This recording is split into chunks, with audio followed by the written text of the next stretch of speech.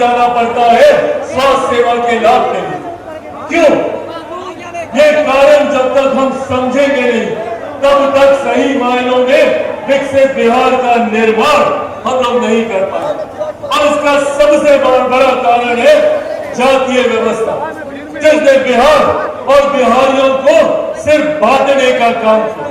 और कई ऐसे राजनीतिक दल हैं, कई ऐसे राजनेता हैं जो हम लोग को जाति के नाम पर बांटकर अपनी राजनीतिक रोटियां सेकने का काम करते हैं। तो कभी जात के नाम पर, कभी धर्म के नाम पर भाई को भाई से लड़वाने का काम करते हैं और बदले में खुद तो सत्ता हासिल कर लेते हैं और हम लोगों को उसी परिस्थिति में जीने के लिए छोड़ देते हैं। आज बिहार से निकला हुआ युवा दूसरे राज्यों में जाकर, दूसरे देशों में जाकर बड़े से बड़े पद पर विराजमान है, बड़े से बड़ा व्यवसाय कर रहा है। बिहारी हर क्षेत्र में आगे, आप मीडिया हाउसेज में चले जाइए, बड़े पदों पे आपको बिहारी मिलेंगे। आप कोई बिजनेस घराने में चले जाइए, बड़े पदों पर आपको बिहारी मिलेंगे। अधिकांश IAS IPS ऑफिसर्स बिहारी हैं। तो क्या कारण है जब बिहारी इतना आगे, तो मेरा बिहार इतना पीछे क्यों छूट गया? ये सवाल हमें अपने आप से करने की जरूरत है। हमें यह जानने की जरूरत है कि जिन लोगों ने हमें जात पात धर्म मजहब के नाम पर बांटने का काम किया, तो बदले में हमें क्या मिला?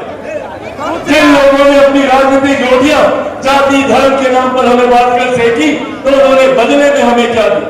आज कई ऐसे राजनीतिक दल है, राजद जैसी पार्टी जो सीने पे तमगे की तरह MY समीकरण को लेकर चलती है। क्या है उनका ये MY समीकरण? हम लोगों को धर्म के नाम पर बांटना और जाति के नाम पर बांटना, ये है उनका MY समीकरण। आपने बांटा, हम बटे भी।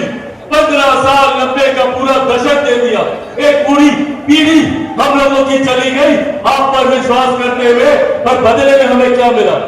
M को क्या मिल गया, Y को क्या मिल गया? आज सब उसी बदहाल परिस्थिति में। इसीलिए साथियों आज यहाँ क्या करने आए, जरूरत है हमें एकजुट होने की, हमें एकत्रित होने की। हमें इस बात को समझने की जरूरत है कि जिन लोगों ने हमें बांटा उन्होंने अपना घर तो सजा लिया, पर हम लोगों को उसी बदहाली में जीने के लिए छोड़ दिया। आज की तारीख में मैं भी एक MY समीकरण के साथ आगे बढ़ने का काम कर रहा हूं। पर मेरे M में महिलाएं हैं जो कि हमारे देश की ही नहीं दुनिया की आधी आबादी है। मेरे Y में युवा है जो हमारे देश की, हमारे प्रदेश की सबसे बड़ी आबादी है। और मैं आग्रह करूंगा अपने तमाम युवा साथियों से कि पहचानिए अपनी ताकत को, पहचानिए अपनी ताकत को। 65% युवा बिहार में ऐसा है जिसकी आयु 33 वर्ष से कम है। अगर हम युवा एकजुट हो जाए, एकत्रित हो जाए, तो बिहार को विकसित राज्य बनाने से कोई नहीं रोक सकता।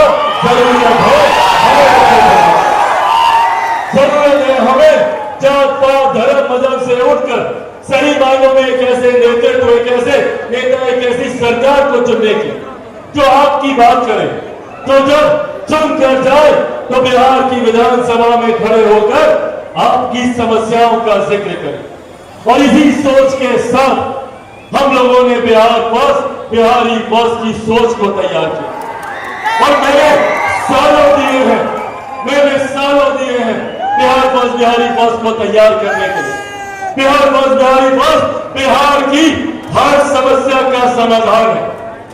भले वो बिहार में बाढ़ सुखाड़ की समस्या हो, वो यहाँ पे रोजगार की समस्या हो, यहाँ पे शिक्षा की समस्या हो, यहाँ की स्वास्थ्य सेवाओं की समस्या हो, यहाँ के किसानों की समस्या हो, यहाँ के मजदूरों की समस्या हो।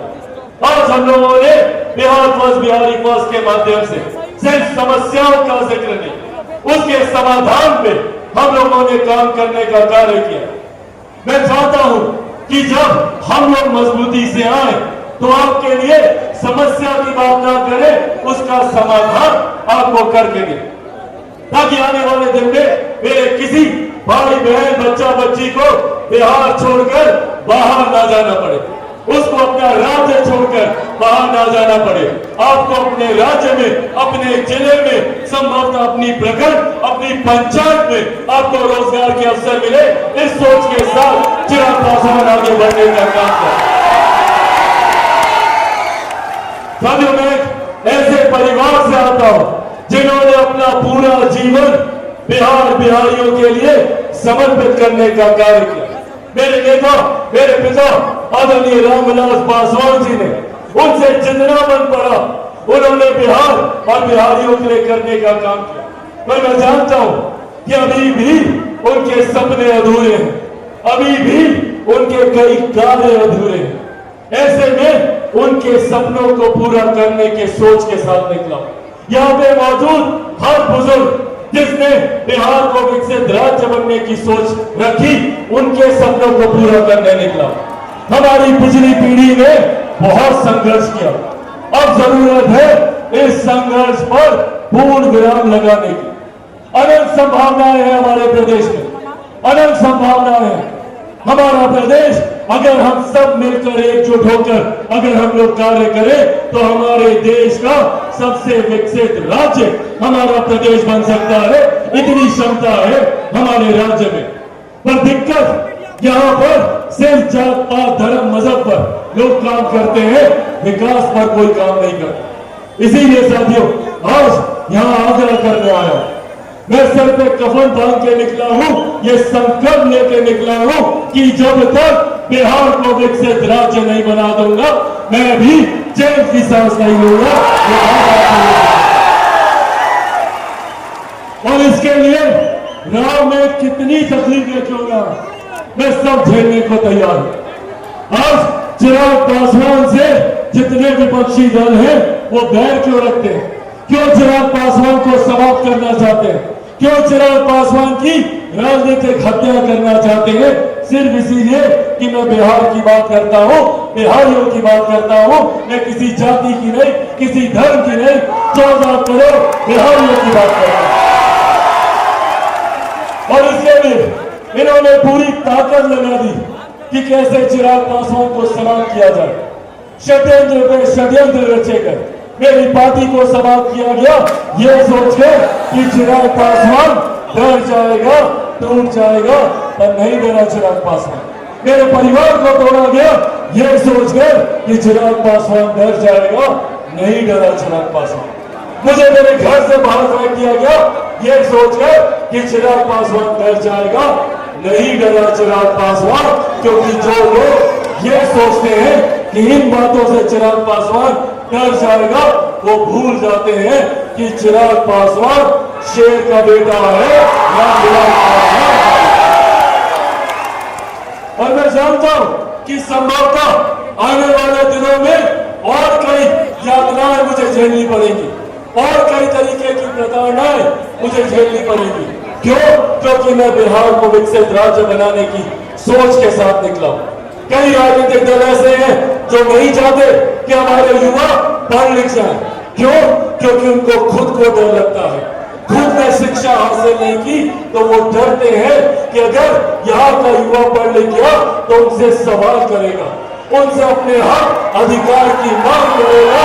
इस बात से डरते हैं, इसीलिए वो चाहते हैं कि यहाँ के युवा बाहर चले जाएं, ताकि घर के बुजुर्गों को जात पात धर्म मजहब में उलझाकर फिर अपने MY समीकरण को ये लोग साधने का काम करें। साथियों, एक ईमानदार सोच, एक ईमानदार लक्ष्य के साथ मुझे मेरी महत्वाकांक्षाएं मायने नहीं रखती, मायने रखता है तो आपकी तकलीफें। मुझे मेरी चिंता नहीं है तो चिंता है तो मेरे युवा साथियों के भविष्य की, मेरे बच्चों के भविष्य की, और आने वाली पीढ़ी के उज्जवल भविष्य के लिए मैं कुछ भी करने को तैयार हूं। मैं किसी भी तरीके की तकलीफ सहने को तैयार हूं। बस मैं इतना चाहता हूं कि मेरी इस मुहिम में आप भी मेरा साथ दें। मैं चाहता हूं कि बिहार फर्स्ट, बिहारी फर्स्ट की सोच को आप लोग घर घर तक पहुंचाने का काम करें।